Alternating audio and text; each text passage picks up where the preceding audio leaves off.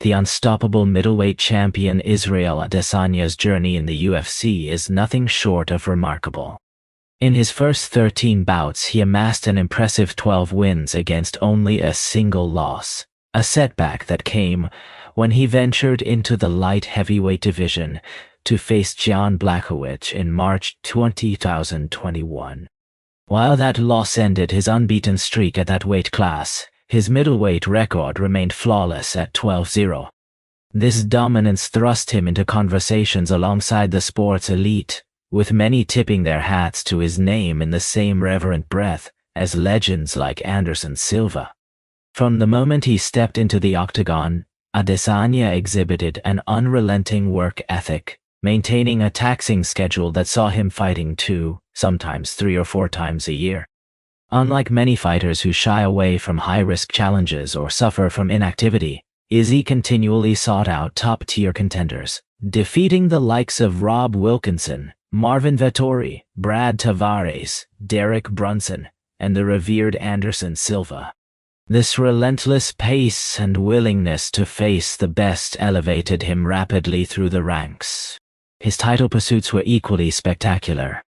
The bout against Kelvin Gastelum for the interim middleweight title became an instant classic, a grueling, bloody 5-round battle that showcased Izzy's resilience and skill. Triumphing there propelled him into a unification fight with Robert Whittaker, where he displayed utter dominance, dispatching the reigning champion within just 2 rounds. This cemented his status not just as a champion, but as one of the UFC's brightest stars. Yet, Adesanya's appeal isn't just rooted in his striking excellence. It's his flair, charisma, and showmanship that have captivated fans worldwide. He brought a fresh energy to the sport, unapologetically showcasing his personality both inside and outside the cage. But the tide has shifted. Recent defeats in the last year knocked him off his perfect middleweight record and cost him the title. Moreover, controversies and behaviors have distanced him from much of the MMA community. What exactly has changed? What actions have tarnished his image? And does this signify an end to his reign in the middleweight division? Two-eyed, the man behind the legend. Israel Adesanya stands apart, not just for his fighting prowess, but for a distinctive personality that defies the typical combat sports mold. He challenges conventions with painted nails, flamboyant antics, and an unabashed affection for anime culture. His moniker, the Last Stylebender, borrows from the beloved series Avatar, The Last Airbender, reflecting his personal connection to the genre. Izzy often weaves anime references into press conferences, fights, and interviews, to the delight of many fans who find this unique blend refreshing and relatable. However, his eccentricities also polarize audiences. While some celebrate his individuality, others dismiss it as gimmicky or outlandish. This division underscores his complex persona, equally magnetic and controversial. Nonetheless, universally, one attribute remains undisputed: his extraordinary talent. Standing tall at 6'4", Adesanya combines speed, precision, and power, leveraging his physical attributes masterfully in the octagon. Yet, there is a looming presence in the division, a fighter whose imposing stature and skill arguably overshadow even Izzy himself. This looming figure adds a new layer of challenge to Adesanya's journey, one that could determine the next chapter of the middleweight saga. Izzy Adesanya and Alex Pereira's rivalry is a captivating saga that spans years and multiple combat sports. Back in August 2022, it was announced that these two warriors would face off in the main event at UFC 281. While this would mark their first encounter inside the UFC octagon, their history dates back to their kickboxing days, where their encounters were nothing short of electrifying. Their first kickboxing match was a display of sheer striking prowess from both fighters. The bout was technical, intense, and filled with moments that had fans on the edge of their seats. Ultimately, Pereira edged out Adesanya by decision, claiming victory in that battle. But the story didn't end there.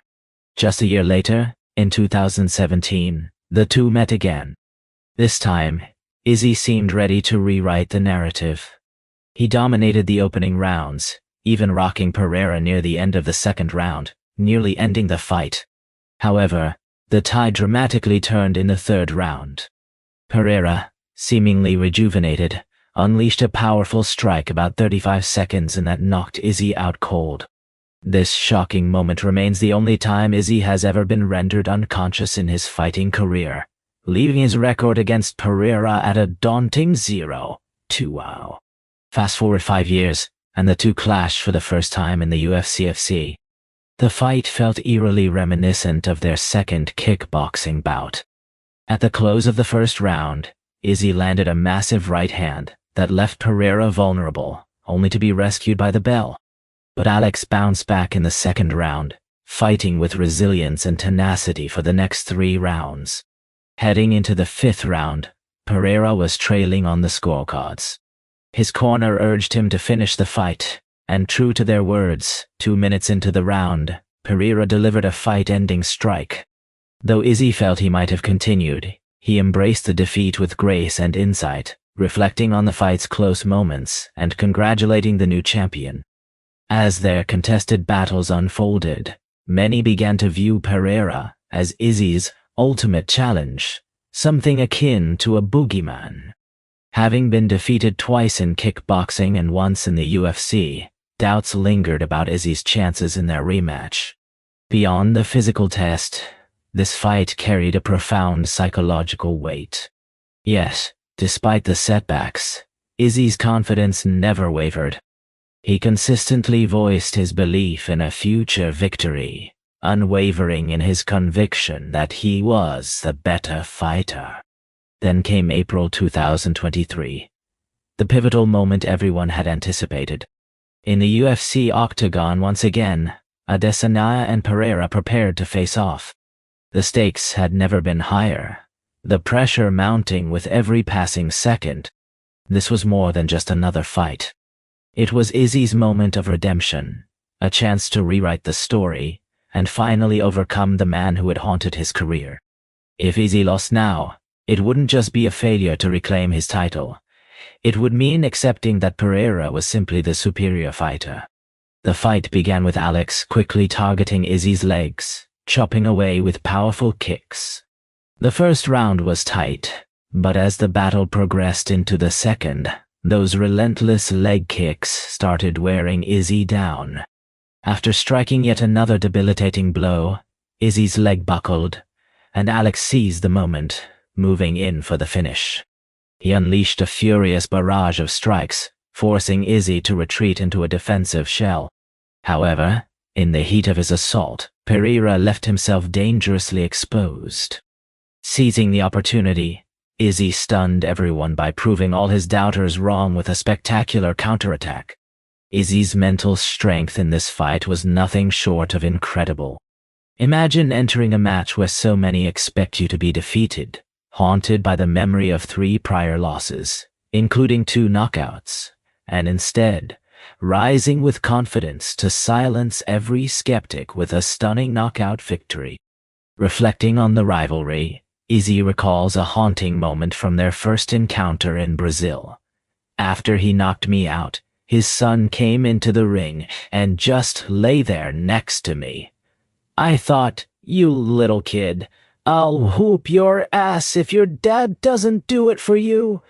But then I looked at him, pointed, and told him, hey, just to remind him. Pointed. That fight marked the end of one of the most compelling storylines in UFC history. You could see how much the win meant to Izzy. I hope everyone watching here and at home can feel this happiness just once in their life, this level of joy. It doesn't get any better, because from this point on, things took a turn for the worse. Switching gears, let's dive into the rising tension with Dricus du Plessis. A South African mixed martial artist, Dricus joined the UFC in October 2020 as a dominant force in the middleweight division.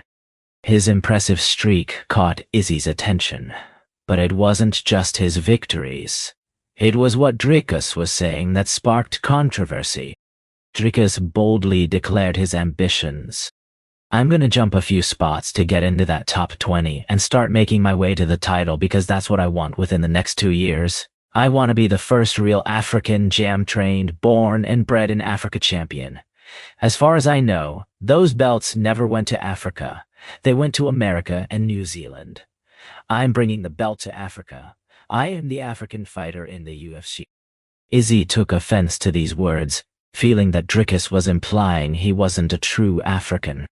Frustration got the better of Izzy, pushing him to act impulsively, a decision he would likely regret later. On July 8, 2023, at UFC 290, Dricus faced Robert Whittaker. Dricus emerged victorious via second-round TKO, handing Whittaker his first loss to anyone other than Izzy since 2014. This win, his 6th undefeated fight, was huge. Dricus showed great sportsmanship in his post-fight interview, giving Whittaker respect. But his moment in the spotlight was overshadowed when Izzy jumped in unexpectedly. Relax, relax, relax, Izzy said, embracing Dricus. This is my African brother right here. Let's go. What's up? The interaction left fans buzzing, hinting at a complex mix of rivalry and fraternal pride brewing between these two warriors. The tension in the arena was palpable as Izzy launched into a bizarre tirade, questioning Dricus's African heritage with pointed remarks about DNA tests. When the microphone was handed back to Dricus, Izzy doubled down, chanting about manifesting an easy fight, easy money, literally urging the crowd to look at me. Come here, just feel me. Despite the provocation, Dricus kept his composure, staying calm while Izzy's antics only made him appear immature and disrespectful. Fans and commentators alike were stunned by Izzy's lack of decorum. One voice from New Zealand expressed the sentiment perfectly. What is Adesanya doing? He's an embarrassment to us here. Congrats to Dricus for a solid fight. The second-hand embarrassment for Izzy is off the charts. A champion behaves with class, but Izzy acted like a clown, like a petulant child. Conduct yourself like a champion. People look up to you. Dricus responded with quiet dignity. If that's what sells tickets, good for him. I'll sell tickets my way, as a gentleman, as a man. Fast forward to UFC 293. And the drama didn't die down. Although Dricus and Izzy were slated to settle their beef inside the octagon, Dricus had to withdraw due to a foot injury sustained in his bout with Whittaker. Izzy wasted no time, mocking the situation, declaring, "I'm fighting in Sydney. I don't care who's out.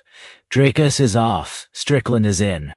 This sparked the infamous back and forth between Adesanya and Sean Strickland. While many doubted Strickland's chances due to the skill gap, fans eagerly anticipated the verbal jousting, and Strickland delivered spectacularly. He pulled up old videos of Izzy, including one where Izzy bizarrely claims, "Black outside, China inside. I am the Black Dragon." This odd proclamation puzzled many, but it paled in comparison to what came next. On September 6th, Strickland took the spotlight by sharing a revealing expose via Meguru, shining a harsh light on Izzy's unusual relationship with dogs. Graphic content censored here showed Izzy engaging in shocking behavior with his own dog, far more disturbing than any prior rumors. Strickland went further, uncovering a Twitter account Izzy had followed for years, where a woman role-played as a dog, alongside other clips and images suggesting an unusual fascination or kink. It was a loaded revelation, a weapon Strickland wielded mercilessly at the press conference. He taunted, "Come on, Izzy, give me something. When you argue with a fool, the audience can't tell who's who." Izzy's composure began to crack under this relentless verbal assault, marking a turning point in their fiery rivalry. During the lead-up to the fight, Strickland fired off some provocative remarks that clearly got under Izzy's skin. At a press conference, Strickland's jabs made Adesanya look uncomfortable. He seemed caught off guard, unable to really respond to the digs about his personal life. It was evident Sean was painting Izzy in an unflattering light, making him look defensive and uneasy. But the true test came inside the octagon on September 9th at UFC 293. From the very first round, Sean Strickland came out strong, aggressively pinning Izzy against the cage and cutting off his movement. He kept relentless pressure, forcing Adesanya to stay on the back foot and stifling his usual fluid style. Just 27 seconds before the round's end, Strickland landed a thunderous right hand perfectly, a knockout blow that sent Izzy tumbling to the mat. Sean looked poised to finish the fight then and there, but Adesanya showed grit, surviving the onslaught. As the fight progressed, Strickland maintained his dominant performance, making it look almost effortless. Izzy seemed unable to find his rhythm, stuck defending, and unable to mount significant offense. By the final round, Sean was so confident he began taunting Adesanya, clearly looking for him to engage. But Izzy held back, choosing caution over aggression despite knowing that only a knockout would turn the tide in his favor. When the final bell rang, the judges unanimously awarded the victory and the middleweight championship to Sean Strickland. It was a shocking upset, one that nobody saw coming, and perhaps the most crushing defeat in Adesanya's career so far. Adding insult to injury, the post-fight interactions took a strange turn. Izzy reportedly pleaded with Strickland not to bring up his dog in the post-fight interview, a bizarre moment that left many scratching their heads. Sean recalled Izzy approaching him. "He was mad that I made fun of his dog. I thought, are we seriously having this conversation right now?" This strange exchange was a stark contrast to Izzy's usual fierce confidence. Fans also remembered how Izzy had no qualms about taunting others' families before, most notably when he mocked Pereira's son after their second bout, making his plea to keep Strickland from mentioning his own dog seem hypocritical. This low point for Adesanya highlighted just how much this loss stung, and how it shook his composure both inside and outside the cage. After his loss, Izzy barely spoke during the post-fight press conference. He answered questions for less than a minute, declined to take any follow-ups, and then quietly walked away. The defeat hit him much harder than his previous loss to Pereira. By this point, Izzy's reputation was shattered. He had lost his title, many loyal fans, and a good deal of his personal dignity. Just when it seemed things couldn't get worse, news broke that he pled guilty to a DUI charge. Authorities had stopped him in New Zealand and found his blood alcohol level was nearly twice the legal limit. He issued a public apology. "I want to apologize to the community, my family, and my team for my poor decision to drive after drinking at dinner. I'm disappointed in myself. It was the wrong choice. I recognize people look up to me, and I want to make clear that I do not condone this behavior." While he faced only a fine and a minor penalty, this incident added another stain to his already fraught image. So, the pressing question remains, can Izzy bounce back? Despite his awful showing against Strickland, he's demonstrated resilience in the past when the odds were stacked against him. Reclaiming his title is certainly within reach. However, the greater challenge lies in winning back the respect and trust of the fans and the wider community.